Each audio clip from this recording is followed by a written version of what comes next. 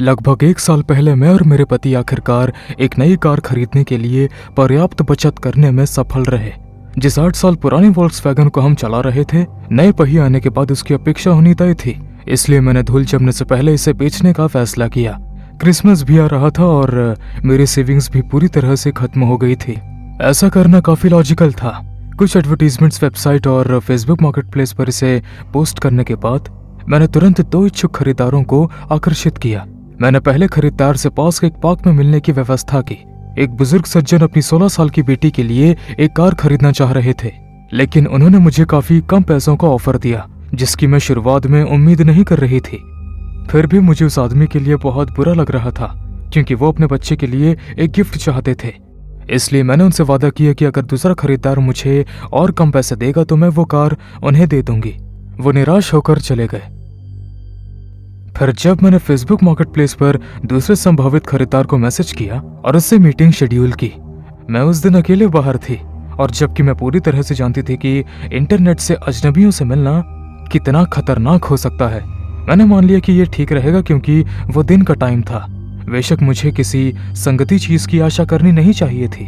दूसरा इच्छुक खरीदार तुरंत कुछ मिनटों के भीतर उस पार्क में मुझसे मिलने के लिए सहमत हो गया। इसलिए मैंने तब तक इंतजार किया जब तक कि काली खिड़कियों वाली एक रेंज रोवर नहीं आ गई। एक लंबा आदमी बेशर्मी से गाड़ी से बाहर निकला और मुझसे कहा कि वो वही है जिससे मैंने मार्केट प्लेस पर बात किया था। भले ही मैंने किसी कारण से मैसेंजर के माध्यम से एक औरत की प्रोफाइल से संचार किया था, मैंने इस रेड फ्लैग को तुरंत नजरअंदाज करने का फैसला किया और उसे कार दिखाना जारी रखा। मुठभेड़ थोड़ी अजीब लग रही थी और मेरा दिल जोर से धड़कने लगा जब मैंने देखा कि और लोग कार से बाहर आकर उस आदमी के पीछे खड़े हो रहे थे। मैं सोच में पड़ गई कि एक सेकंड हैंड कार को देखने के लिए 4-5 बंदे क्यों आएंगे। फिर भी मैंने इसे नजरअंदाज किया और मेरे कार की पास्ट हिस्ट्री और दोषों को सूचीबद्ध करना शुरू कर दिया। कुछ ही देर में उन चारों ने मेरे कार का चक्कर लगाना शुरू कर दिया। पहला आदमी टेस्ट ड्राइव पर जोर देने लगा।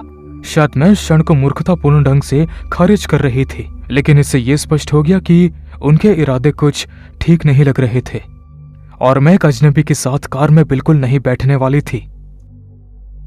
वो लगातार अड़ा रहा, जिससे मुझे इतनी असहजता महसूस होने लगी कि मैंने उसे ब्लॉक के चारों ओर घूमने के लिए टेस्ट ड्राइव देने को कहा।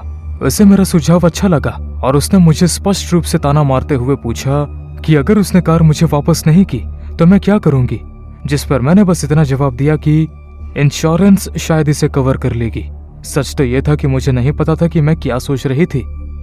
जब पहला आदमी टेस्ट ड्राइव ले रहा था तो उसके बाकी सभी दोस्त मुझे घूर रहे थे। उन्हें मुझे ऐसा घूरता देख मैं काफी डर गई थी। मैं ये इमेजिन करके बहुत डर गई थी कि जब वो मेरी कार की टेस्ट ड्राइव लेगा तो उसके बाकी दोस्त मुझ पर कड़ी नजर रख रहे होंगे।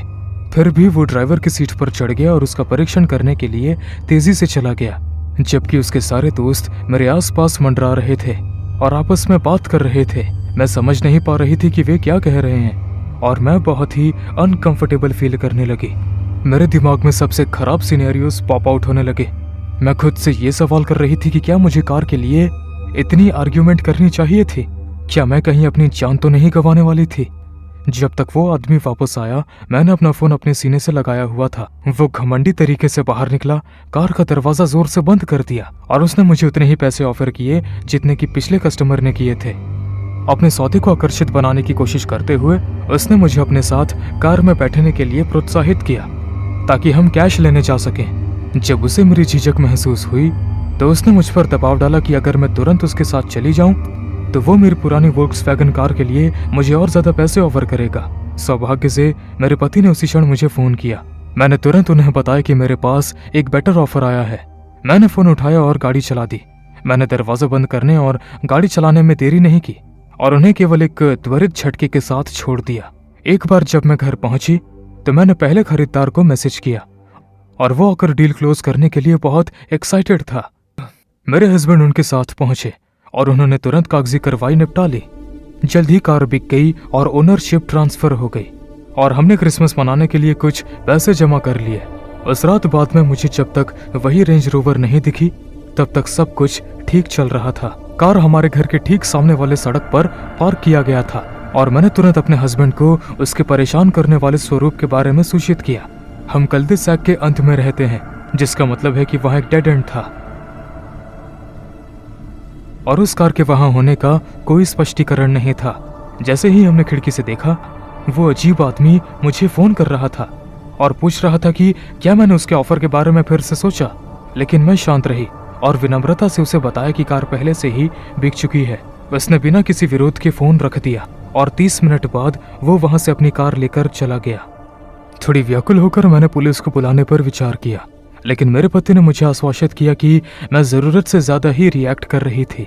इसके बजाय मैं पूरी रात पर सड़क पर नजर रखती रही। वही कार 3 बार वापस आई, हमारे घर के सामने रुकी और फिर धीरे धीरे चली गई। ये बिल्कुल डरावना था। फिर भी ऐसा हुआ कि एक रात और आखिरकार हम छुट्टियों की सभी योजनाओं में व्यस्त थे, जिससे मेरा ध्यान विषय से भटक गया। 4 दिन बाद शुक्रवार की रात मैं सुविधा स्टोर से क्रिसमस की पूर्व संध्या के लिए कुछ आखिरी मिनट की चीजें खरीदने के लिए बाहर गई। मेरे हस्बैंड देर तक काम कर रहे थे और अंधेरा होने वाला था, लेकिन मेरा पड़ोस हमेशा बहुत ही सुरक्षित था और मुझे अकेले घूमना ज्यादा आरामदायक लग रहा था। जब तक मैं कल्दे सैक के अंत तक नहीं पहुंची, तब तक ये एक शांतिपूर्ण सैर थी और मैंने पास आ रहे एक कार इंजन की धीमी करहा पर ध्यान दिया। जब मुझे एहसास हुआ कि रेंज रोवर अपने हेडलाइट्स बंद करके सड़क पर आ रही है, तो मेरा शरीर तुरंत अकड़ गया। सहज भाव से मैं पास की झाड़ियों में घुस गई और कार मेरे पास से गुजर गई। मैंने उस रात काले रंग के कपड़े पहने हुए थे और मुझे लगता है कि इससे मुझे छुपने में मदद मिली होगी। मैंने उन्हें घर की ओर बढ़ते देखा और चारों लोग बाहर कूद गए। उनमें से एक ने सेंटा क्लॉज के कपड़े पहने हुए थे और बाकी सभी ने एक परियों की तरह कपड़े पहने हुए थे। उन फेस्टिव कपड़ों में उन्हें पहचानना बहुत ही मुश्किल लग रहा था, लेकिन मुझे लगता है कि मैंने उन्हें बाहरी सजावट के साथ बिल्कुल फिट कर दिया था और पड़ोस में किसी ने भी शायद इस दृश्य पर ध्यान नहीं दिया। वे साहसपूर्वक सामने के दरवाजे तक गए और उसे जोर से खटखटाया। आवाज दूर से भी मेरे कानों में गूंजती रही। जब कोई जवाब नहीं मिला तो उन्होंने मेरे दरवाजे पर लात मारी और एंट्रेंस डोर तोड़ दिया। मेरे हाथ इतनी बुरी तरह से कांप रहे थे कि मुझे अपना फोन अनलॉक करने में परेशानी हो रही थी। एक बार जब मैं पुलिस को फोन लगाने में कामयाब हो गई तो मैंने उनसे जल्दी आने के लिए रिक्वेस्ट किया, जबकि मैं असहाय रूप से उन लोगों को भारी डफल बैग के साथ मेरे घर से बाहर निकलते हुए देख रही थी। पुलिस के आने के बाद वे मुझे वापस ले गए और हमने पाया कि घर पूरी तरह से तहस नहस हो गया था। मेरा ज्यादातर कीमती सामान तो चोरी हो गया था या नष्ट हो गया था। ये मेरा अब तक का सबसे खराब क्रिसमस था और मैं अभी भी ये सोचकर कांप रही हूँ कि अगर मैं घर पर होती तो क्या हो सकता था। वह आखिरी बार था जब मैं फिर से कुछ भी ऑनलाइन बेचूंगी।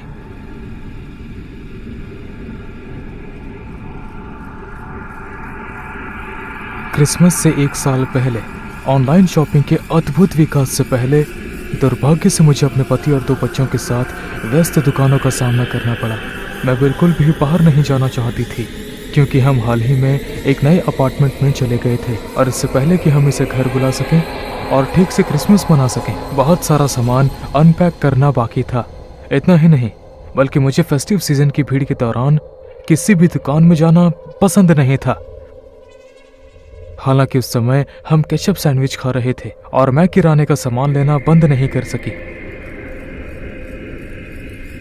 जब हम स्थानीय शॉपिंग सेंटर पर पहुंचे तो वहां उतनी ही भीड़ थी जितनी मुझे उम्मीद थी, इसलिए हमने अंतिम समय में इसे खरीदने वालों की भीड़ से बचने के लिए कम से कम अगले 2 हफ्तों के लिए वो सब कुछ खरीदने का फैसला किया जिसकी हमें जरूरत थी। हम जल्दी से अपना सामान लेने की कोशिश कर रहे थे और हमें नहीं पता था कि हम एक परेशान करने वाली मुठभेड़ का सामना करना पड़ेगा जिसे मैं कभी नहीं भूलूंगी। मैं फार्मेसी के गलियारे से अपने 2 छोटे बच्चों के साथ पुश बास्केट में एक हेयर डाई देख रही थी। तभी मेरे हस्बैंड को एक इम्पोर्टेंट बिजनेस कॉल अटेंड करने के लिए एक शांत जगह ढूंढने के लिए जाना पड़ा। बच्चे हमेशा की तरह मस्ती कर रहे थे। हालांकि मैं उनकी हरकतों को नजरअंदाज करने की इतनी आदी हो गई थी कि मेरा ध्यान तभी आकर्षित हुआ जब वे अचानक रुक गए और चुपचाप बैठ गए। मेरा बेटा उस समय 10 साल का था और मेरे पीछे किसी चीज को देखकर मुस्कुरा रहा था, जबकि मेरी 5 साल की बेटी कुछ बड़बड़ा रही थी। जब उसने खौफनाक शब्द बुदबुदाया तो मैं तुरंत सतर्क हो गई और मैं मुड़ी और मैंने हमसे 20 फीट की दूरी पर एक अधेड़ उम्र के व्यक्ति का सामना किया। जो मेरी बेटी को घूर रहा था। मेरी बेटी उस समय हल्के सुनहरे बालों वाली, नीली आंखों वाली, डिम्पल गाल वाली बच्ची थी और उसे हमेशा कॉम्प्लीमेंट्स मिलते थे। मुझे हैरानी नहीं होती कि जब बहुत सारे लोग आते और उसकी क्यूटनेस की तारीफ करते, लेकिन ये उदाहरण तुरंत ही खत्म हो गया। ज्यादा बेचैनी महसूस करते हुए मैं दूसरे विभाग में अपनी खरीदारी जारी रखने के लिए गलियारे से बाहर निकल गई। मैंने अपने हस्बैंड को मैसेज किया और उन्हें बताया कि मुझे कहाँ ढूंढना है, और वो कुछ ही समय में आ गए, ये महसूस करते हुए कि कुछ सही नहीं था, क्योंकि मैंने काम के दौरान उन्हें कभी परेशान नहीं किया। जो कुछ हुआ उस पर ज्यादा ध्यान ना देते हुए मैंने अपने पति से यूं ही कह दिया कि एक अजीब आदमी हमें अजीब तरीके से देख रहा था। उन्होंने मुझसे पूछा कि वो आदमी कैसा दिखता था। दूर भागने की कोशिश में मैं केवल इतना ही वर्णन कर सकी कि वो छोटा और मोटा था। मेरे पति ने उसके बाद मेरा साथ छोड़ने से इनकार कर दिया और हम स्टोर के रेफ्रिजरेट सेक्शन में चले गए। ये सबसे भीड़ भाड़ वाला इलाका था और हर दिशा से लोग हमें धकेल रहे थे। मैं कुछ जमे हुए टर्की के लिए स्ट्रगल कर रही थी जब मेरे बच्चे ने पाइप बजाई और चिल्लाई, सैंटा। जैसे ही मेरी नजर उस दिशा में गई जिस ओर उसने इशारा किया, मैंने गलियारे के अंत में सैंटा क्लॉस की पोशाक पहने उसी आदमी को देखा। वो सीधे हमारे सामने था और धीरे धीरे हाथ हिला रहा था। पूरी स्थिति पहले से ही बहुत परेशान करने वाली थी, लेकिन जिस चीज ने इसमें और ज्यादा इजाफा कर दिया वह थी उसकी फेक सैंटा वाली मास्क। यह एक सिलिकॉन विंटेज मास्क था जिसमें फीकी भूरी डोरी से बनी हुई दाढ़ी थी और पोशाक की आंख खोखली थी, बस दो गहरी काली आंखों के रूप में दिखाई दे रही थी। बिना सोचे समझे मैंने तेजी से चलना शुरू कर दिया, अपने हस्बैंड को पीछे छोड़ दिया और व्यवहारिक रूप से स्टोर फ्रंट की ओर भागी। अब इस पर पीछे मुड़कर देखने पर मुझे लगता है कि मेरी अंदर की मामा बेर जाग गई थी और किसी भी हाल में अपने बच्चों को सेफ रखना चाहती थी। मैं तो बस अपने बच्चों को उस दुष्ट की दृष्टि से बाहर निकालना चाहती थी। मुझे खाली लेन मिली और मैंने सारा किराने का सामान चेकआउट लाइन पर भेजना शुरू कर दिया। क्लर्क ने भी मेरी घबराहट को देखा और मुझसे इसके बारे में पूछताछ की। जब मैंने उसे स्थिति समझाई तो मेरे पति मेरे पास आए और मुझसे पूछा कि वो आदमी कहाँ है। मैं समझ सकती थी कि वो बहुत ही गुस्सा हो रहे थे और एक कोई बड़ा सीन क्रिएट करने वाले थे, जिससे मुझे स्टोर छोड़ने की और भी ज्यादा उत्सुकता होने लगी। हम अपेक्षाकृत तेजी से अपनी चीजों की जांच करने में कामयाब रहे और जैसे जैसे हम बाहर निकलने के लिए आगे बढ़ रहे थे मेरी घबराहट कम हो गई। ऐसा तब तक था जब तक हमने उस आदमी को एक बार फिर से नहीं देखा। इस बार वो प्रवेश द्वार के पास खड़ा था, जैसे कि वो किसी चीज का इंतजार कर रहा हो। मैंने रुककर अपने पति को सूचित किया, जिन्होंने फिर इस मुद्दे को लेकर मैनेजर से कांटेक्ट किया। एक अलग कैशियर ने हमें दूसरे निकास की ओर निर्देशित किया, क्योंकि मैनेजर इस खौफनाक अजनबी का सामना करने वाला था। बाहर निकलते ही हमने कुछ ही समय में कार में किराने का सामान लाद दिया और मैं कांपते हाथों से अपने बच्चों के साथ बैठी थी, जबकि वो आदमी दुकान के दरवाजे पर खड़ा था और पार्किंग स्थल के पार से मेरे पति को डरावनी वाली नजरों से देख रहा था। हमने इसे वहां से हाईटेल किया और सीधे घर आ गए। मैंने सोचा कि अब ये सब बिल्कुल खत्म हो गया था। एक अजीब आदमी के साथ एक अजीब सी मुठभेड़। फिर भी चीजों ने एक भयावह मोड़ ले लिया। लगभग एक हफ्ते बाद जैसे ही मैंने अपना आखिरी सामान खोला, मैंने विशेष रूप से एक बक्सा खोला और उसमें मुझे कुछ ऐसा मिला जिसे देखकर मेरे पैरों तले जमीन खिसक गई। ये वही पुराना सांता क्लॉस का मास्क था जिसे स्टोर में उस आदमी ने पहना था, जो कि रसोई के बर्तनों से भरे एक बक्से में रखा हुआ था। खोखली हो चुकी आंखों ने मेरी ओर देखा और मैं बस यही सोच रही थी कि इनमें से कितने बॉक्सेस में ऐसे मास्क्स मौजूद हो सकते हैं। उस खोज के बाद कुछ भी पहले जैसा महसूस नहीं हुआ, भले ही मैं ये कभी पता नहीं लगा सकी कि वो मास्क मेरे बक्से में कैसे आया। बाद में मुझे पता चला कि पास के एक हॉस्पिटल में एक मेंटल रोगी सुविधा भी थी, जिसमें मानसिक रूप से बीमार, नशे की लत से उभरने वाले और समाज में फिर से शामिल होने की कोशिश कर रहे सभी प्रकार के लोगों को रखा जाता था। कहने की जरूरत नहीं है कि हम क्रिसमस के बाद ज्यादा समय तक उस अपार्टमेंट में नहीं रहे और हमने ये सुनिश्चित किया कि जिस नए एरिया में हम जा रहे हों, हम उस एरिया के बारे में अच्छे से रिसर्च कर लें।